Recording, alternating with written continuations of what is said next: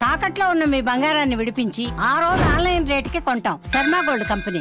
తెలుగు రాష్ట్రాల్లో సంచలనం సృష్టించిన ప్రణయ్ హత్య కేసులో నల్గొండ కోర్టు సంచలన తీర్పు చెప్పింది. ఏటూ నిందితుడు సుభాష్ శర్మకి ఉరిశిక్ష విధిస్తూ జడ్జ్ రోజా రమణి సంచలన తీర్పును చెప్పారు. అట్లాగే ఈ కేసులో మిగిలిన 6 నిందితులకి కఠిన యావజ్జీవ కారాగార శిక్షను విధించారు. ఈ కారాగార శిక్ష యావజ్జీవ శిక్ష పడ్డ వారిలో అమృత బాబాయ్ శ్రవణ్ కూడా ఉన్నారు. ఆయన A8గా ఉన్నారు ఈ కేసులో. అయితే ఈ కేసులో మారుతిరావు A1గా ఉండే.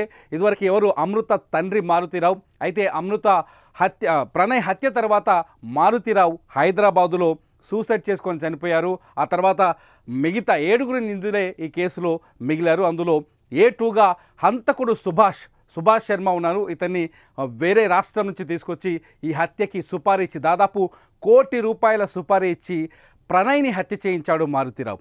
సుభాష్ శర్మ ఏదైతే సెప్టెంబర్ 14, 2018 తేదీన అమృత తన భర్త ప్రణయ్తో కలిసి కుటుంబ సభ్యులతో కలిసి ఆసుపత్రికి వెళ్ళి తిరిగి బయటకు వస్తున్న సమయంలో ఒక కత్తితో సుభాష్ శర్మ ప్రణయ్ తలను నరికేస్తాడు. ఆ వీడియో అప్పట్లో సంచలనం సృష్టించింది. ఈ హత్యకు ప్రధానమైన కారణం ఏంటంటే కులాంతర వివాహం, ఒక రకంగా చెప్పాలంటే పరువు హత్య. అమృత ఉన్నత వర్గానికి చెందిన అమ్మాయి కావడం, తన కూతురిని ప్రణయ్ ఒక దళిత కుటుంబానికి చెందిన వ్యక్తి ప్రణయ్ ప్రేమించి పెళ్లి చేసుకోవడంతో మారుతిరావు జీర్ణించలేకపోయాడు. మారుతిరావు ఎలాగైనా ప్రణయ్ పైన పగ తీర్చుకునే ఉద్దేశంతోనే ఈ హత్య చేయించినట్టు పోలీసుల విచారణలో తేలింది. అంతేకాదు మారుతిరావుకి అమృత ఏకైక కుమార్తె. చాలా సంవత్సరాల తర్వాత లేక కలిగిన సంతానం. అమృతని అత్యంత అల్లారముద్దుగా పెంచుకున్నాడు. ఈ నేపథ్యంలో ప్రణయ్ ట్రాప్ చేసి అమృతని పెళ్లి చేసుకున్నాడంటూ మారుతిరావు కుటుంబం కావచ్చు, ఆమె కుటుంబ సభ్యులు కావచ్చు ప్రణయ్ పైన పగ పట్టారు. ఆ పగ నేపథ్యంలోనే దాదాపు ₹1 కోటి సుపారీ ఇచ్చి సుభాష్ శర్మని వేరే రాష్ట్రం నుంచి దించి మిర్యాలగూడలో ఒక పకడ్బందీ ప్లాన్తో హత్య చేశారు. ఈ వీడియోని తెలుగు రాష్ట్రాల్లో ఉన్న ప్రతి ఒక్కరూ చూశారు. ఆ తర్వాత మారుతిరావు తీసుకున్న నిర్ణయం సరైనదే అంటూ, కాదు అని కొందరంటూ అనేక చర్చోపచర్చలు జరిగాయి. మారుతిరావు వైపు కొంతమంది, ప్రణయ్ వైపు కొంతమంది, అంటే సోషల్ మీడియా వేదిక కూడా అనేక చర్చలు జరిగాయి. ఈ అన్నింటి నేపథ్యంలో అమృత ప్రణయ్ కేసులో కోర్టు దాదాపు 5 సంవత్సరాల 9 నెలలు విచారణ జరిపింది. నిందితుల నుంచి సాక్ష్యాధారాలను సేకరించింది, నిందితులను విచారించింది, సాక్షుల నుంచి సరైన సాక్ష్యాధారాలను సేకరించి చివరికి మారుతిరావుతో పాటు మొత్తం 8 మంది నిందితులకి శిక్షలు ఖరారు చేసింది. అయితే మారుతిరావు మరణించడంతో A2గా ఉన్న సుభాష్తో కలిపి 7 ఇవాళ కోర్టు శిక్ష విధించింది.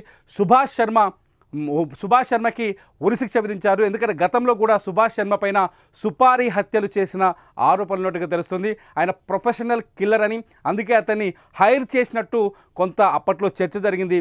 దీంతో సుభాష్ శర్మకి ఇప్పుడు ఉరిశిక్ష పడింది.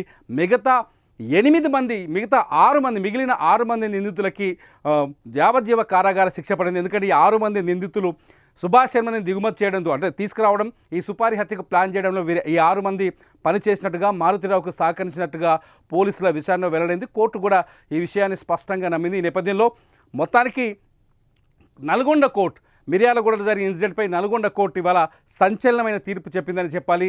ప్రణయ్ కుటుంబ సభ్యులకి న్యాయం జరిగిందంటూ అక్కడ ఈ కేసును వాదించిన న్యాయవాదులు చెప్తున్నారు. ప్రణయ్ కుటుంబ సభ్యులు కావచ్చు, బంధువులు కావచ్చు, ప్రణయ్ కుటుంబ సభ్యులకి న్యాయం జరిగింది, నిందితులకి సరైన శిక్ష పడిందని వాళ్ళు చెప్తున్నారు. ఇటు అమృత కొంతకాలం తర్వాత, ప్రణయ్ మరణం తర్వాత కొంతకాలం అమృత ఆ ప్రణయ్ ఫ్యామిలీతోనే ఉంది. ఆ తర్వాత తను ఇండివిజువల్గా బయటకు వచ్చేసినట్టుగా తెలుస్తోంది.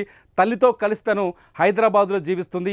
ఈ నేపథ్యంలో అంటే ఆ రోజు 2018 సెప్టెంబర్ 14వ తేదీన జరిగిన సంఘటన తర్వాత ఆ కుటుంబంలో కూడా అనేక మార్పులు వచ్చాయి. ఆ కుటుంబ సభ్యుల్లో కూడా వాళ్ళ ఆలోచనలు కూడా పూర్తిగా మారిపోయాయి.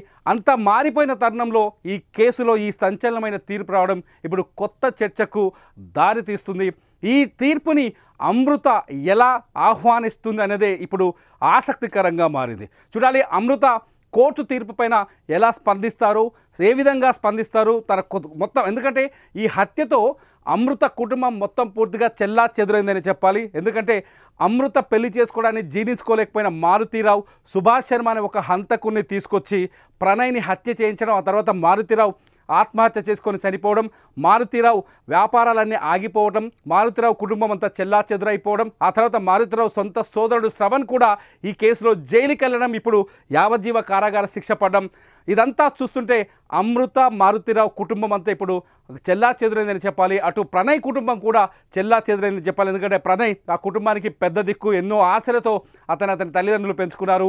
కానీ ప్రేమ వివాహం వల్ల బంగారం లాంటి కొడుకుని వాళ్ళు కోల్పోయారు. మొత్తంగా రెండు కుటుంబాల మధ్య తీరని విషాదం మిగిల్చిన ఈ కేసులో ఇవాళ కోర్టు చెప్పిన తీర్పు నిజంగా ఆ ప్రణయ్ కుటుంబానికి న్యాయం చేసిందా, లేకపోతే అమృతకి న్యాయం చేసిందా అనేది ఇప్పుడు ఆసక్తికర చర్చగా మారుతుంది. చూడాలి ఈ అంశం పైన, ఈ తీర్పు పైన అమృత ఎలా స్పందిస్తుందో.